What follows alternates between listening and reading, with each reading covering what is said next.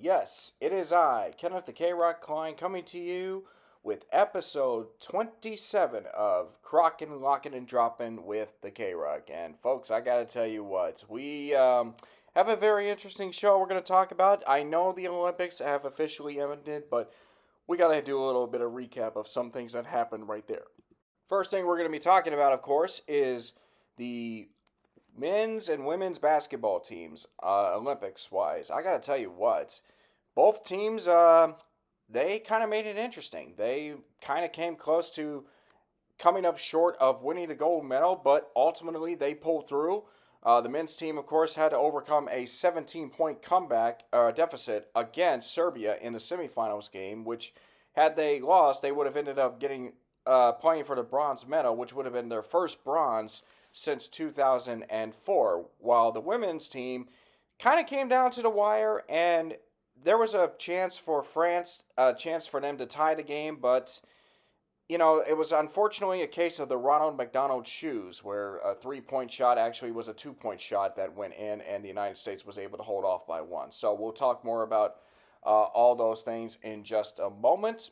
And then, believe it or not, there is controversy at the Olympic Games, even though the Olympics are officially over. Jordan Chiles, an American gymnast, facing a situation where she has to give up her bronze medal for reasons which are pretty interesting when you look at it. It's nothing to do with illegal substances and everything, but we are definitely going to be talking about what's going on with that and whether or not this is a legitimate point or so, as far as whether she should give up her right to her win the bronze medal, at least in the Olympic Games. So we're going to be talking a little bit of controversy right then and there.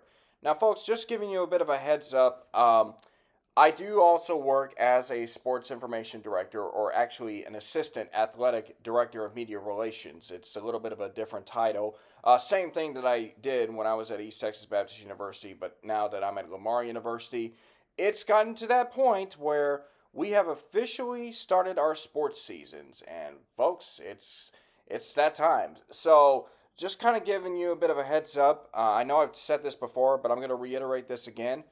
I may not be posting as much podcast throughout this, at least for the fall season, because again, sports is kind of taken over here, and I need to get prepared for that as well. But that doesn't necessarily mean that I'm going to be stopping talking about my thoughts on sports topics and everything and such in a way. And yeah, so I'm going to be, doing all that, but I'm going to try to get some episodes in as best as I could, especially when it comes to particular sports topics as well. And that, of course, is going to also apply to my other podcast, Two Pals on a Pod with Mark T. Robinson, which I think we need to get one out in this month. I'll need to talk with him on that at this point. So we're going to try to see if we can get one out this month and everything. But other than that, it's going to be kind of a busy time for me. Just so you know that if I don't post as much podcasts, it doesn't necessarily mean that I've decided that I've given up on this podcasting thing. It just means I'm busy with other things. But I do plan on posting more of these as much as I can.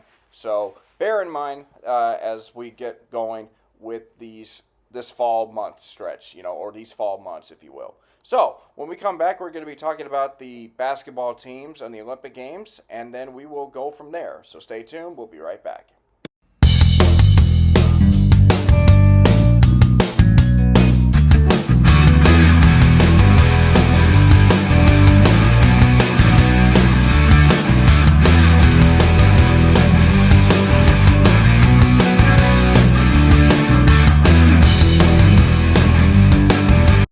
Alright, so the Olympic Games have come and gone. And, well, third time that Paris has actually hosted the Olympic Games. Last time they did so was 100 years ago, and then, of course, back in 1900. So, definitely great to see more athletes competing in the games and more enjoyment for everyone to watch and root for their countries as well.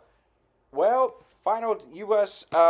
Actually, the final Summer Olympics medal table shows that the Americans actually dominated, winning 126 medals, which is about 35 more than China did, even though both the United States and China were able to win 40 gold medals apiece. And, that's a real accomplishment for all the athletes. Considering that you win like 40 gold medals, I mean, that is just unbelievable, especially from some of the nation's best athletes. But you had Japan finishing in third overall with 45 total medals, and then 20 of them gold medals, and then Australia 18, France, the host country, finished with 64 total medals, which, if you were to be honest, actually that's based on gold medals, 64 total medals, but fifth place with 16. So well done to everyone that participated in the Olympic Games as well. But now, let's talk about the basketball situation. So, going into the Olympic Games, well, actually, starting back in 2022, I want to say, there was a lot of drama on the United States basketball team because they kind of had this perceived arrogance that they could just put anybody on the team. Didn't matter if they were superstars, didn't matter if they were role players. Like, they could put anybody on the court and they would find a way to win. But that did not quite work out in the last time. They were unable to win a medal in the FIBA World Championships, and it is without question one of the most disappointing things or events that actually happened at this point. It's really disappointing to see an American basketball team lose it. Like, I think at that stage, the Americans were going through this phase where you just had role players. Like, you didn't have any superstars playing for Team USA because they just wanted to rest up and everything. They didn't want to take a chance. But I think the loss at the FIBA tournament was a wake-up call for the United States, because all of a sudden you have LeBron James coming back, you have Steph Curry saying, I'm on board, you then have Devin Booker saying he's on board, same thing with Anthony Davis, same thing with Kevin Durant, Anthony Edwards, Joel Embiid, Tyrese Halliburton, Drew Holiday, Jason Tatum, Derek White, Bam Adebayo, and I'm starting to see if I forgot anybody else. So you had all those guys coming back, and they say, all right, they're on board. Now, I think we all knew that the Americans were going to win the gold medal. At least we had confidence that this was an American team that was going to win the gold medal. But you just had some major concerns about whether or not they were going to be able to sustain that way. Like LeBron James, he's getting up there in age. Steph Curry, he's in his mid-30s at this point, or starting to approach his mid-30s. Anthony Davis, he's been really good when he's been healthy for the Lakers, but he hasn't really been as consistent with the Lakers as well. And he's only 31 years old. But then you also had guys like Anthony Edwards, who was probably one of the top 3 best players in this year's NBA playoffs, who was stepping in.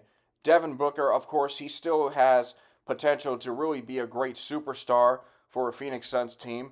Then you, of course, Tyrese Halliburton for the Indiana Pacers, another great player. Jason Tatum, who was coming off an NBA championship with the Boston Celtics. Same thing with Derek White. I mean, you just felt that this team could win, but there were some questions about that team, specifically whether if age was going to be a big factor or whether they weren't going to be able to gel because of the number of superstars on the team. And more importantly, whether there was going to be any other team out there that was going to win, or another country that was going to win the gold medal, because there were definitely some great teams out there. I mean, Canada was a threat. France, the host country, was a threat. Germany, Serbia was probably the biggest threat. And then, Spain, I don't want to say they've kind of teetered off, but there was a period where Spain was really one of the best basketball nations in the country. And then same thing with Greece as well. So, yeah, so going into that this Olympics, you felt that the Americans were going to make a deep run. You just didn't know if they were capable of winning the gold medal, or if they were going to win the gold medal, or how were they going to perform.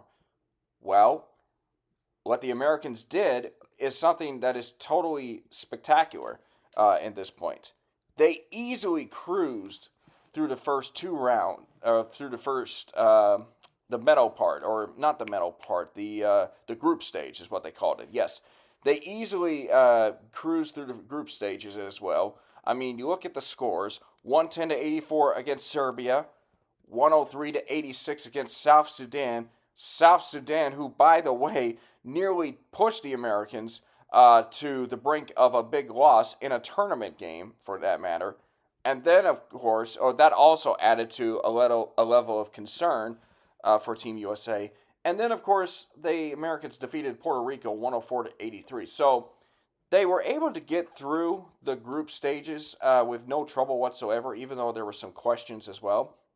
And then going into the medal portion, or the eliminated portion, the knockout stage, there were some questions as to, okay, if the Americans were to make it to the gold medal, who would be the one team that could knock them off? You got France, you got Canada, you got Germany and Greece and everything. That was four teams that all with a good chance as well. Canada seemed to be doing the most of the talking because they were like, hey, if we get there, we feel very confident that, we're going to beat the Americans. Like, we know we can push them. We know we can beat them and everything. I know Dylan Brooks is a Rockets player, and I kind of like Dylan Brooks considering that he's on the Rockets, but sometimes, his antics have kind of backfired on him at certain points. But unfortunately for Canada, they lost to France in the quarterfinals. So France advanced to play Germany. Germany, of course, lost to France.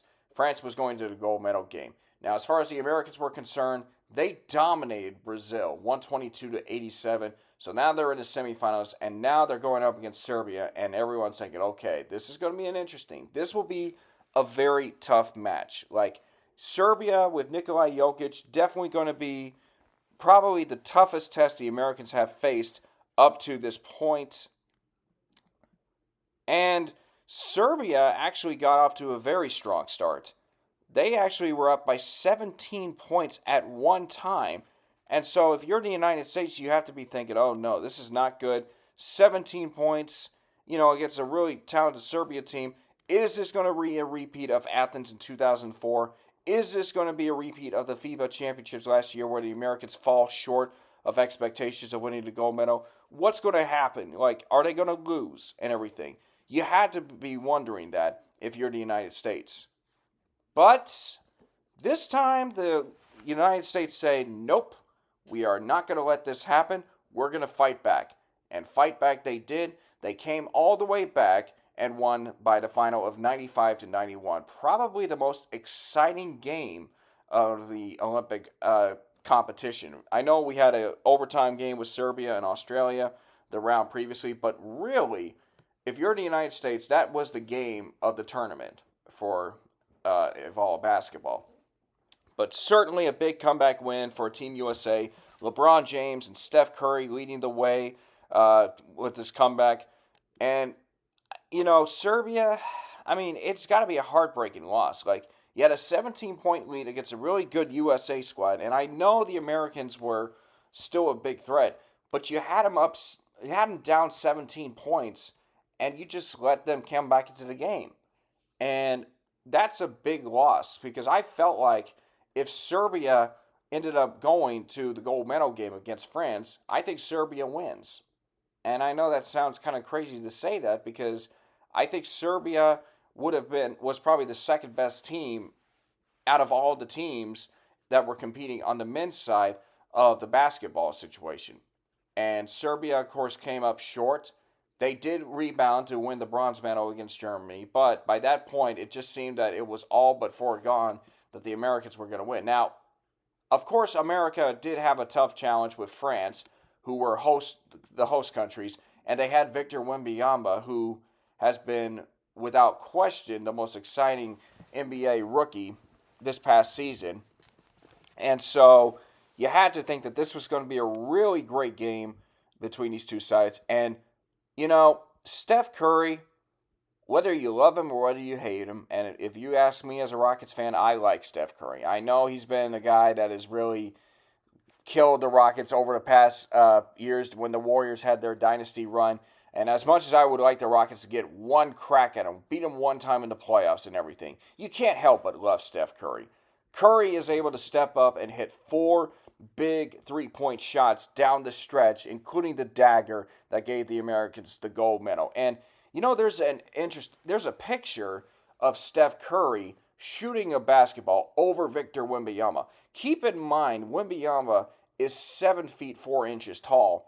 And I got to tell you what, when I saw that shot, I was just like, man, that's just Steph. Because Steph Curry makes the most high risk, high reward shots look easy. Like, they looked nothing. Like, it's like me at the free throw line. Okay, maybe I'm not the greatest free throw shooter in the world, but I've had my fair share of knocking down some big free throws. But still, Steph Curry, he makes the most difficult shots look easy.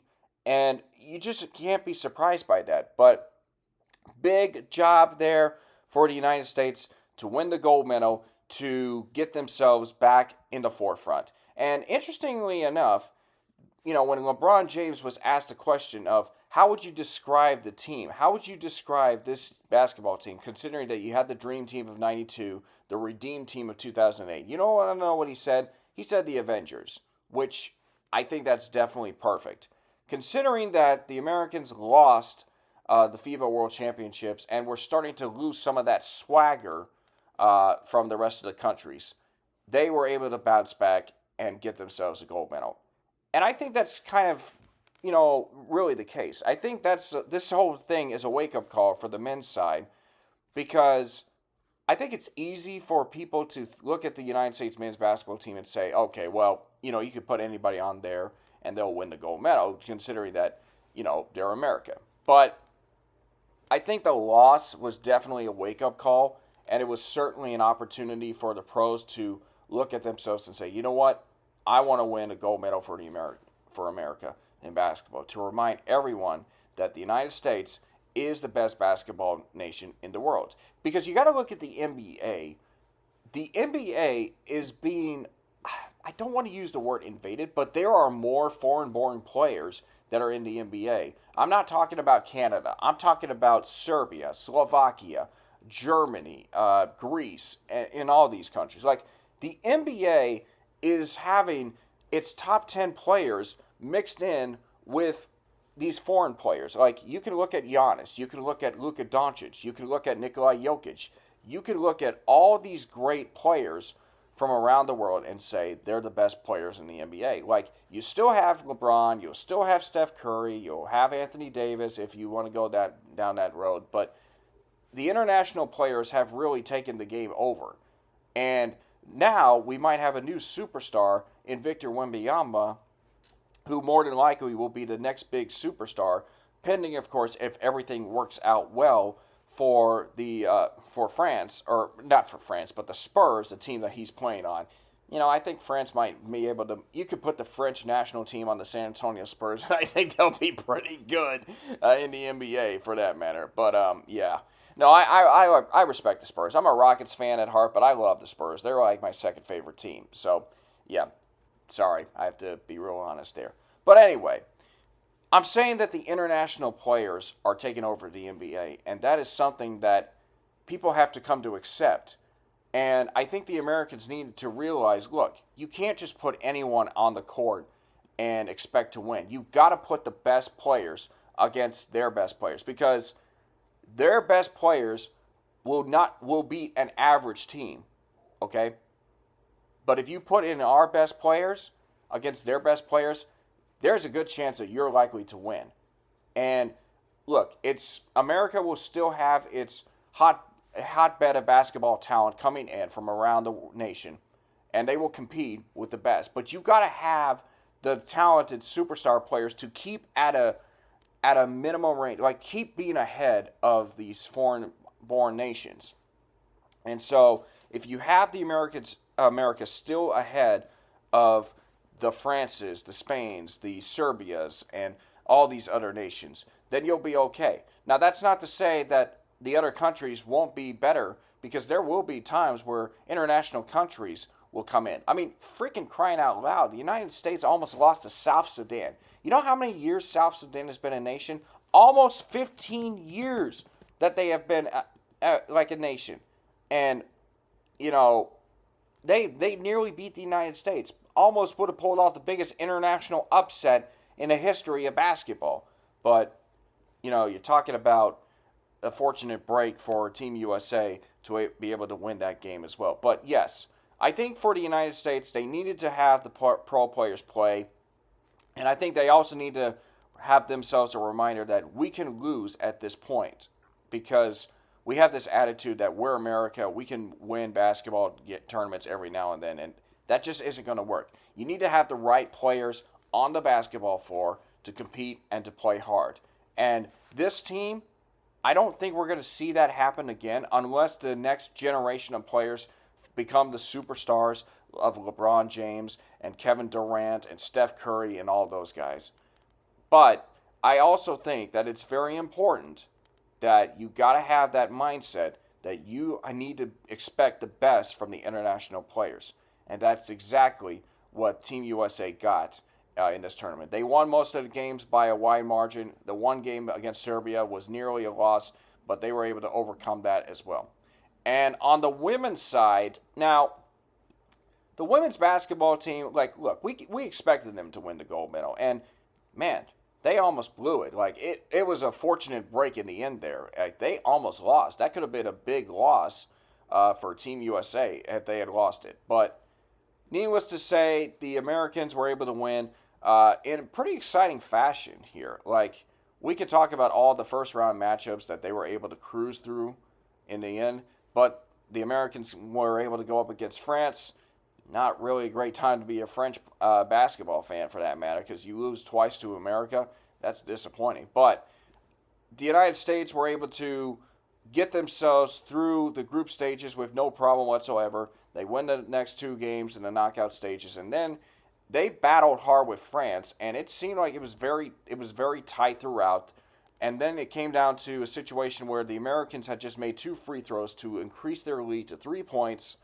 And then France came down, got the shot they wanted.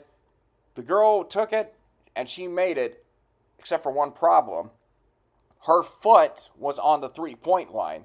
And unfortunately, if your foot is on the 3-point line, it's worth 2 points. So, a bad case of Kevin Durant with the Nets against the Bucks happened in that situation. So, really heartbreaking loss for France. Fortunate break for the United States. They were able to win. But the United States women's basketball team had a little bit of drama of their own as well. Because remember when they had selected their team, people were upset that Caitlin Clark was not picked for that team. And a lot of people believe that she should have been picked. Because Caitlin Clark was trying to, work her way to be in the WNBA. And she did have her early struggles early on, but she has been tearing it up lately. Like, she has just been an unbelievable basketball player for, the Indiana Fever. And she has definitely been someone that's in contention to win Rookie of the Year. I know there's also Angel Reese and, other players that are threats as well. But people thought that Caitlin Clark should at least be on the team. Not to be the star, but to be just like what Christian Laettner was in 1992, the 12th player for that matter. Someone that can come off the bench. Because you're trying to improve the women's basketball game, and there has definitely been much improvement from the WNBA, and people are tuning into that more often than not in years past. But the United States, you would have thought that Caitlin Clark had at least earned the right to be there. I'm sure they're probably thinking they didn't want to have like a publicity stunt or anything, but the United States simply decided that they were going to keep Caitlin Clark off the team.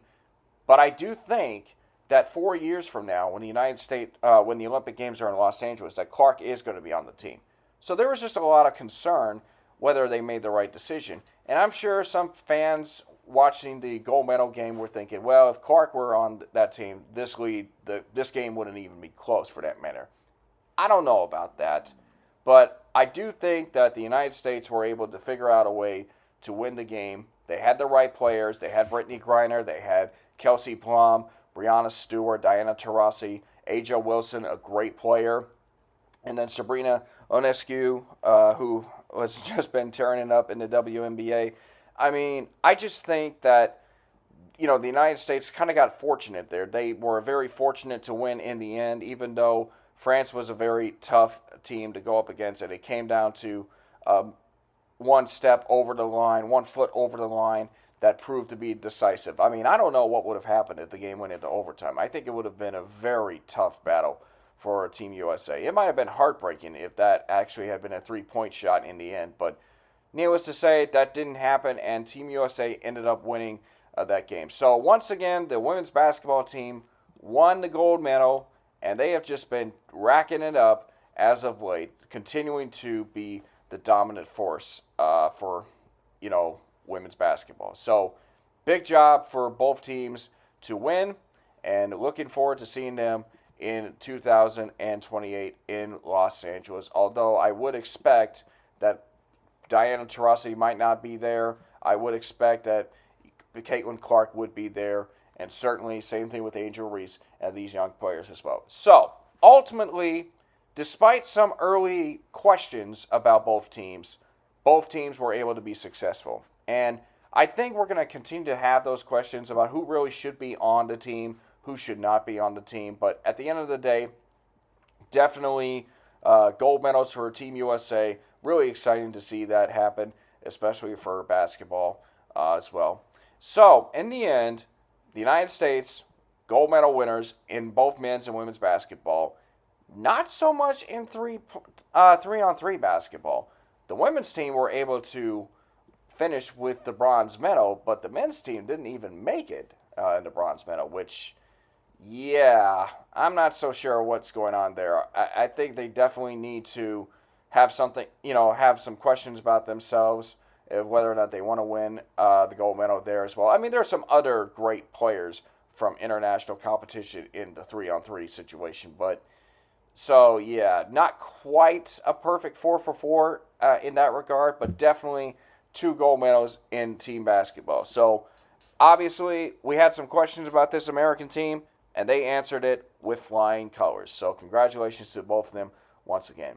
Now, speaking of some congratulations that should be in order, it has been called into question. We're going to step aside for a moment, and when we come back, we're going to be talking about Jordan Chiles and the controversy of whether or not she deserved to win the bronze medal, or if they should have it removed. We'll talk more about it in detail when we come back.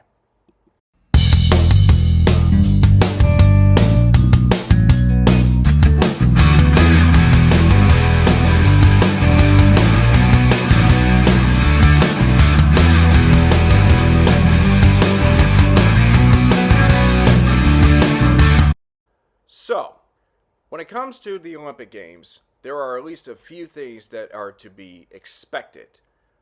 There's definitely going to be a lot of great Olympic moments where there's going to be some debate over what's the best Olympic moment ever. There's going to be some intense races. There's going to be some heartbreaking losses. There's going to be some patriotism from all countries. And, of course, there's going to be some scandal and drama. Of course, it seems like every Olympics, there's always some kind of drama scandal, if you will. Not sure what happened there. I couldn't really get the words out of my mouth. But yeah, every year or every Olympics, it always seems like there's some kind of scandal or drama. You think back to 1988, Ben Johnson, the Canadian sprinter who won the 100-meter event only to be stripped of it after he was disqualified after it was found that he had taken some kind of steroids. Then you had the 2002 figure skating competition where this Canadian pair had actually inspired or made a great performance in the figure skating world that supposedly was supposed to have won them the gold medal, but there was a judging scoring situation that didn't sit well. They actually got awarded silver medal, and it didn't really sit well with fans because of some illegal activities with the scoring, if you will. I mean, there's just so much to get into on that, and I don't have time for that. But it was a scandal. They ultimately resolved it by having the Canadian pair shared gold medals with the Russian pair that ended up winning it in the first bit. So, yeah, there was definitely a lot of drama there. So it seems like every Olympic year, there's going to be some kind of scandal that takes out. Some more devastating and heartbreaking than others. But it felt like this year there wasn't really as much to dive into as far as controversy. And it seemed like that the Olympic Games were going to be drama or scandal free. That was until just now, when, or just recently, when a scandal or drama is taking place.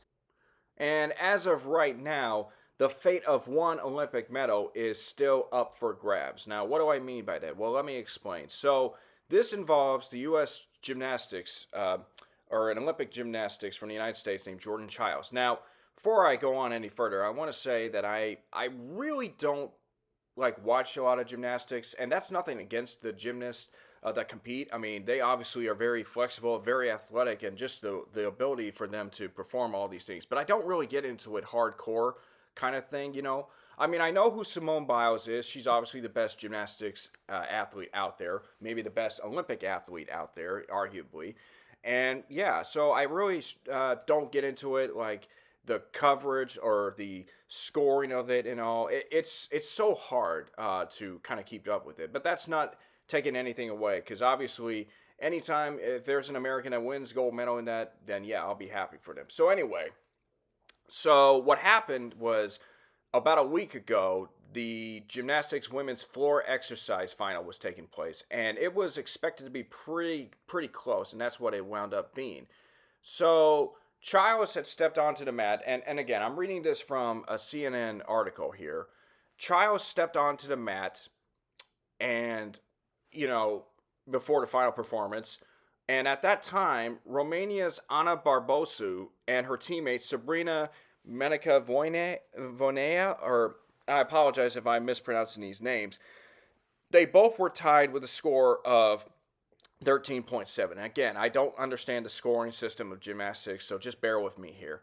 But anyways, Charles' chance to earn her first individual medal and grace the Olympic podium would come down to a mere tenth of a point. She went out there, she performed her routine to Beyonce of all singers, which that's a great choice, believe me. I mean, you could have done Beyonce, you could have done Taylor Swift, maybe a little Whitney Houston if you want to go back to old school, or maybe a little Rihanna. I don't know.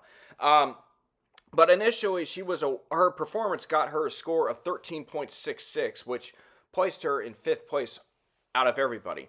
However, when it was announced that Brazil's Rebecca Andrade won the gold medal, and everybody was celebrating, her coach Cecile Landy filed an inquiry over Child's difficulty score, and so basically you can file an inquiry or so, maybe appealing a score of a certain event in it or a certain type, if you will, because you think it deserves to be better or so. But anyways, and so the judges actually looked into it, and they actually overturned the, they noticed the judge's decision, and Charles saw that she actually got another 1/10 of a point, which meant that her final score was 13.766 to clinch the bronze medal. And this would have been a very historic occasion, because it would have been the first time in the history of the Olympics that all three positions on the Olympic podium were held by black women. So you would have had Childs in third place, Simone Biles, who won the silver medal, and then Brazil's Rebecca Andrade, also a black woman. All three standing on the Olympic podium, and that would have been a historic occasion. For the first time ever, the three black women on an Olympic podium in history. So that's a remarkable achievement. And, there was a big celebration. There was a big gesture that Simone Biles and Simone Biles and Childs decided to give Andretti a bow down tribute as a way of good sportsmanship. So it was a great picture, definitely a great occasion. However, that's when the controversy started. So Romania decided that they were going to challenge this score, and obviously, as done earlier by the United States, Romania decided they were going to challenge the difficulty score, provided that they are made verbally immediately after the publication of the score. So basically, you have 1 minute when the score is shown. You have 1 minute to make a verbal inquiry for the last gymnast in a rotation, or actually, you have 1 minute. So Childs was actually the last gymnast to perform in that event, and because of that, her coaches had to race to get their inquiry in. And so What happened afterwards, just continuing to read here, the Romanian Gymnastics Federation and gymnast Barbosa and Meneca Voinea filed an official challenge with the Court of Arbitration for Sport to review the circumstances surrounding the decision to revise Chiles' score. They basically argued that the United States Gymnastics inquiry was filed 4 seconds after the 1 minute deadline of Chiles' initial score, and that or her initial score should have been upheld. So basically what they were arguing is that the deadline, that the inquiry was filed late. So a few seconds later than the 1 minute mark, and that Chiles should have had her initial score of 13.66. So basically it was a little bit of some controversy and everything. And so there was an appeal. The appeals process played out behind the scenes, which is a normal process. And then about a week or on Saturday, 2 days ago, the Court of Arbitration for Sport actually upheld Romania's challenge. So right at that moment, this meant that Ana Barbosa was going to be the bronze medalist for Romania, and Chiles was not. It basically was raised after the conclusion of the 1 minute deadline, the inquiry, and it was determined to be without effect. So, obviously, anytime you have a moment where you lose a medal, it's heartbreaking. But this is a weird kind of a situation because Chiles didn't do anything wrong. Like, she didn't take any drugs. She didn't cheat. She didn't do any controversial stuff that would have been an automatic disqualification and automatic removal of the medal. It was just, according to Romania, that the inquiry to challenge a score was filed late, and in the end, that's the reason why they kind of had to strip the medal from her, at least according to her. Chiles was very heartbroken. She posted 4 heart emojis to her Instagram story and said that, "I'm taking this time and removing myself from social media for my mental health. Thank you," and all of that. And so, basically, and she had also been attacked like online, which is really disappointing, and it's really sad because what did she do wrong? She didn't do anything wrong. I mean, yeah, she had her medal stripped away, but it wasn't like she didn't do anything.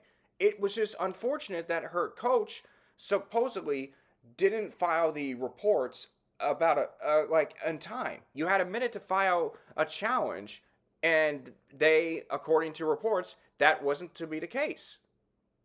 However, this is where the plot thickens here, folks, because today, as of this podcast, the United States Gymnastics announced that it had formally submitted a letter and additional evidence to the Court of Arbitration for Sport to appeal the ruling. Continuing to read CNN's article here.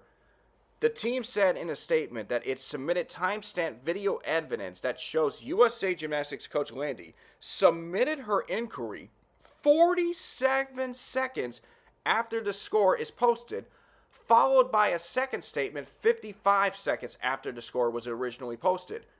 The team said it did not have access to the footage prior to the tribunal's decision, and later argued there were critical errors in the initial scoring and that the CAS appeals process that needed to be addressed. So, you're telling me that there was evidence that apparently had not been submitted in time and that the Team United States didn't become aware of until a few days after the evidence was made or presented, or after the fact that Chiles was to be stripped of her gold medal, and it wasn't brought into consideration? Why? Why is that the case?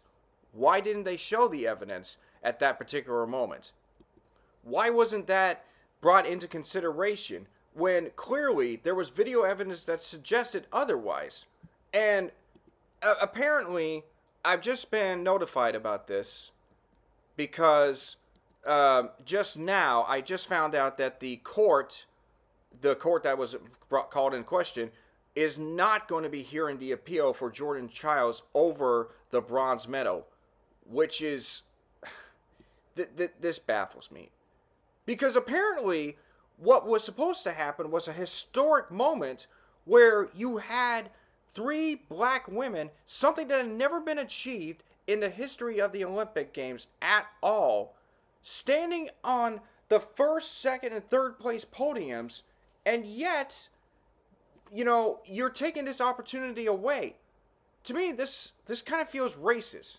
Now, I mean, it's even clear as day that there was evidence, the video evidence showed 47 to 55 seconds in, that's 5 to 8 seconds before the minute mark, the appeal was made. And yet that wasn't brought into consideration. The fact that the appeal was made before the before the minute mark came up, or before she was supposed to be stripped. I mean, I don't get it.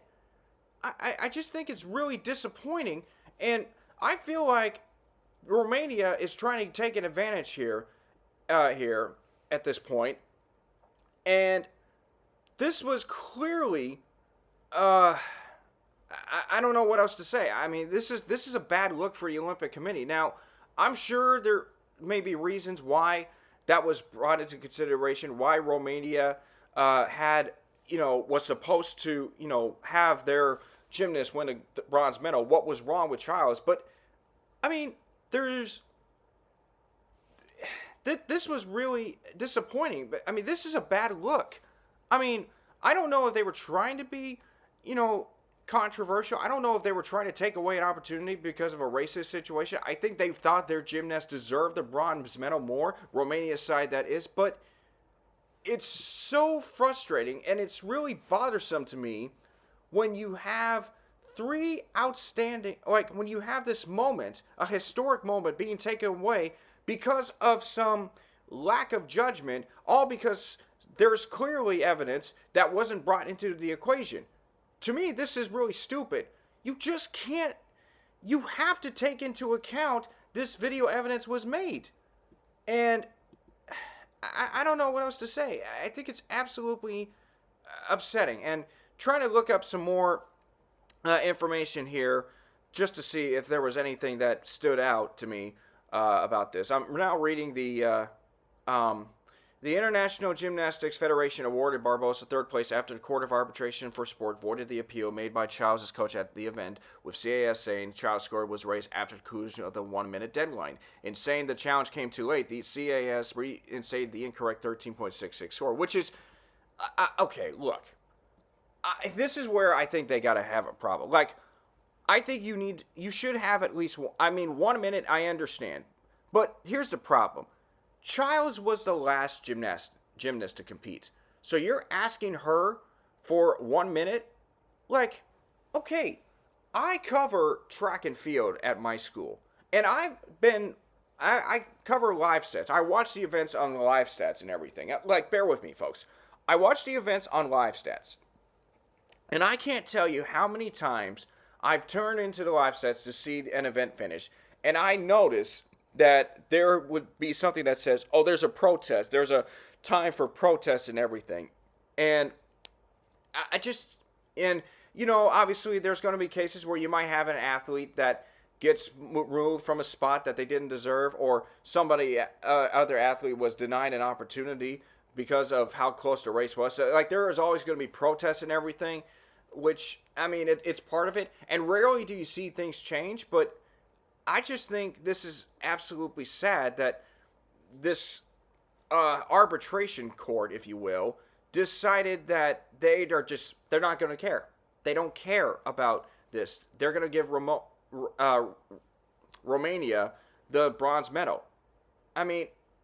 You took away an opportunity, and I just think it's absolutely insane. Now, this is not like in 1972 where supposedly there were some scoring errors that were made, technological, that prevented the United States from winning the gold medal in men's basketball and allowed the Soviet Union to have a chance to come back to score.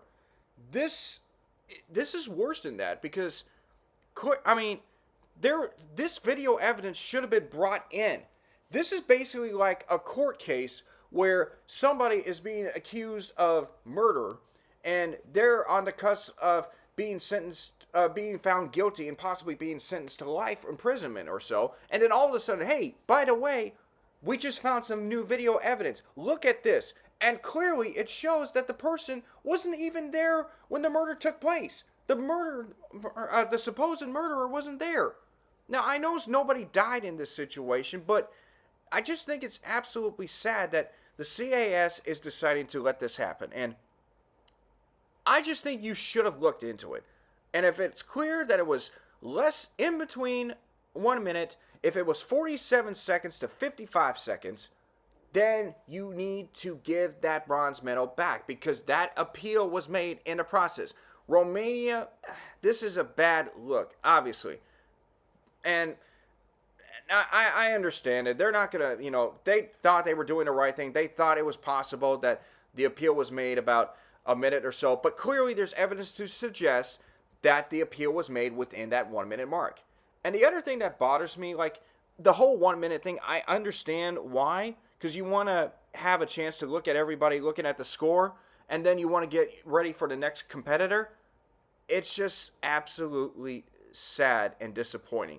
Because I feel for Jordan Chiles. She has worked her entire you-know-what to get to this point, to have a chance to win a medal, whether it be gold, silver, or bronze medal, and yet for her not to be able to have that bronze medal, to keep it because of some technicality error, which clearly there was no technicality error on the part. It was just a stupid decision by Romania because of some saltiness, mind you.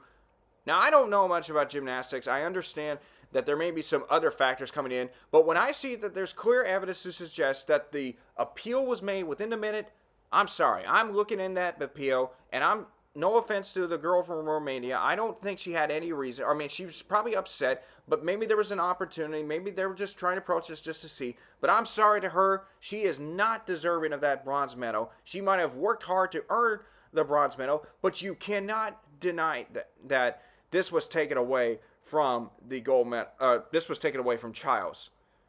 So I think it's real disappointing. But I will say this, though.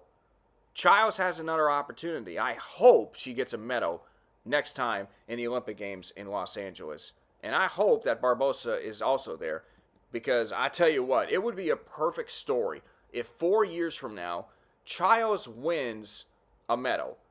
Albeit a gold medal or a silver medal. It doesn't matter. I mean, obviously, Simone Biles is there. It's going to be very tough for her to win a gold medal or get one past her. But I will say this.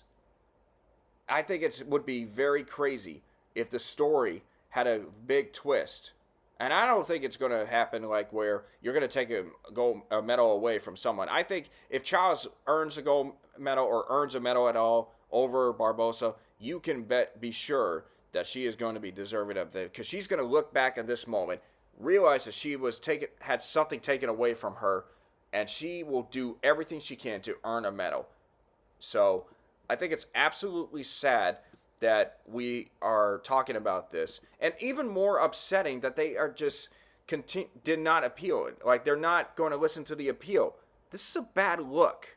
This is a bad look, and trust me, the International Olympic Committee has made some very controversial decisions in the past, and everybody as well. There's always going to be controversial decisions, whether it's because of bribery, whether it's because of, what they view is best for the sport, I don't know. I just think it's absolutely sad. So as far as I'm concerned, Jordan Chiles, you are a bronze medalist. You will win a medal. I don't know if it'll be gold, but I can guarantee you, you will win a medal next year or in the next Olympic Games. So keep working hard, keep your spirits up, because I tell you what, all of America will be rooting for you just as much as they would be rooting for somebody like Simone Biles and everything. So that's the way I look at it as well. And speaking of which, folks, we're going to step aside and I'm going to give my final thoughts on this episode. So stay tuned. We'll be right back.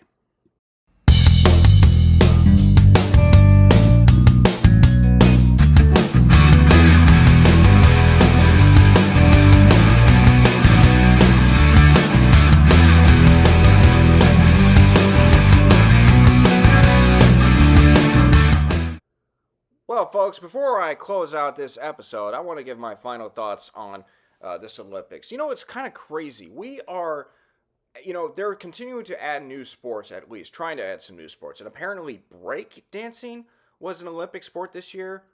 I mean, it's a kind of art, it's kind of entertainment, but I totally get it. But I feel like there's a lot of better, uh, more appropriate ways for breakdancing to be used instead of an Olympic sport. But yet, the more I thought about it, the more I realized, you know what?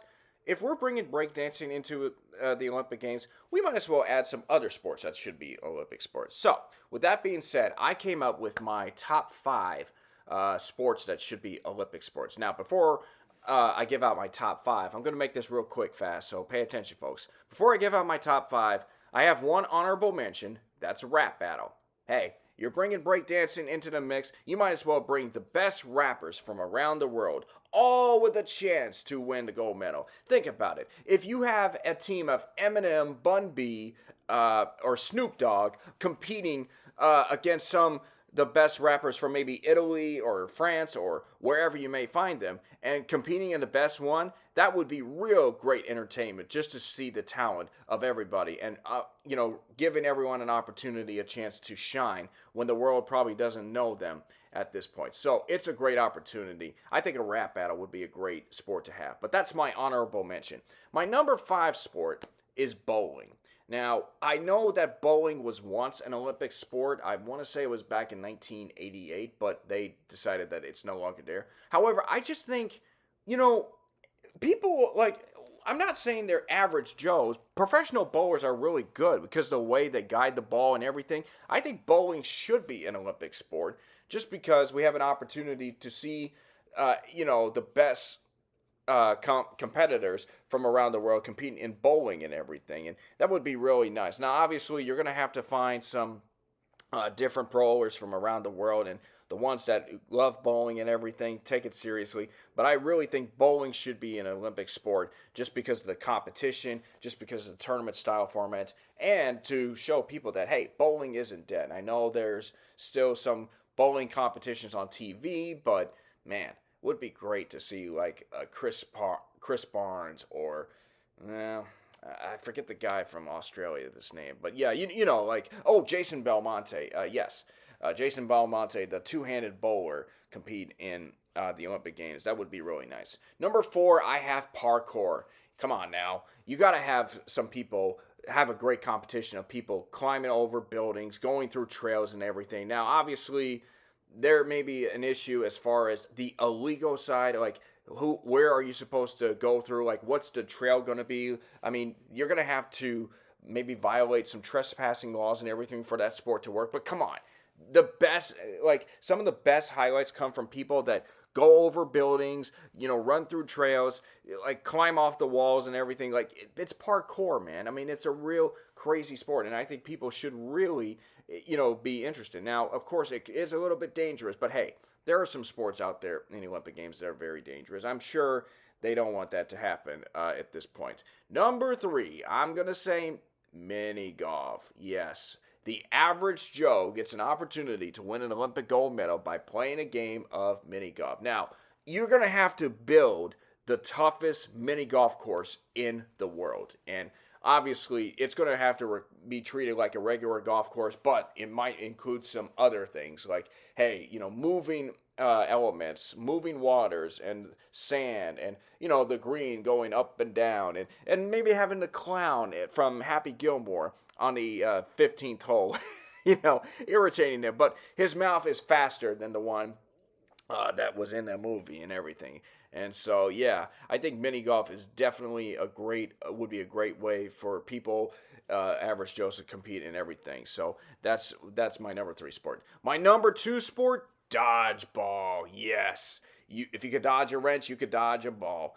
That's right. I believe dodgeball should be a sport. There are still some great competition, like dodgeball competitors from across the world, around, mostly the United States, but also possibly from around the world. Like, come on, you got to have at least a team from Japan or China going up against the United States. That would really be an epic match, if you will. And then, maybe some people from the competitors from South America coming in and putting out their stats. But yes, dodgeball is really, a great sport that should be great and all that. I think it's still some entertaining shows. Just throwing the ball and trying to knock people out, or no, not knock them out, but hit them in the back or hit them down on the side, and just catching them, trying to bring them back. Like what dodgeball is. Like, it should be a competition. I think it should definitely be an Olympic sport.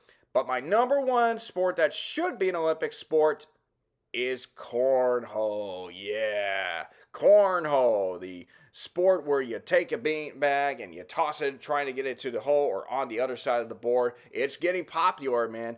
Come on, it should be a popular sport for that matter. In fact, I'm going to make it a 1A and 1B situation. I'm going to say cornhole and pickleball, because I think pickleball is also another sport that is picking up as well.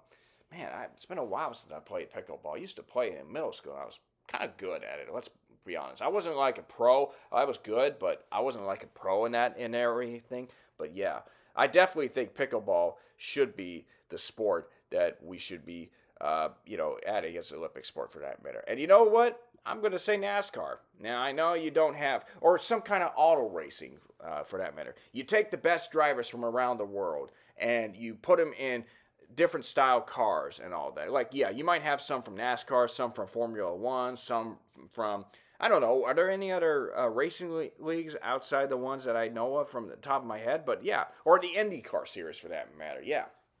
But you take all those drivers, you put them on this track, you have to build a similar kind of car that is beneficial for every one of them, and then whoever wins gets the gold medal, drinks some milk, and hey, you know what? You should have NASCAR compete in the Olympic Games, or have auto racing at the Indianapolis 500, man. Hey, you know what?